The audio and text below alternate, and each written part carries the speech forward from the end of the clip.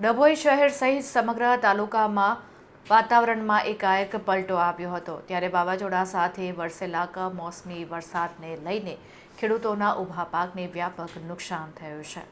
ડભોઈ શહેરમાં ગાજવીજ અને જોરદાર પવન સાથે વરસાદ તૂટી પડ્યો હતો, જેને કારણે શહેરના મુખ્ય માર્ગો પર પાણી ફરી વળ્યા હતા। ખાસ કરીને વરસાદનું જોર વધુ જોવા મળ્યું હતું। ડભોઈ ગ્રામ્ય પંથકમાં પણ મેઘમહેર જોવા મળી હતી। માત્ર શહેર જ નહીં પરંતુ ડભોઈ તાલુકાના ગ્રામ્ય વિસ્તારોમાં પણ મેઘરાજાની એન્ટ્રી થતા ખેડૂતોના પાકને વ્યાપક નુકસાન પહોંચ્યું છે। ડભોઈ તાલુકા જેવા ગામોમાં પવન સાથે વરસાદ પડતા વાતાવરણમાં ઠંડક તો પ્રસરી ગઈ છે, પરંતુ માર્ગો પર પાણી ભરાઈ ગયા હતા।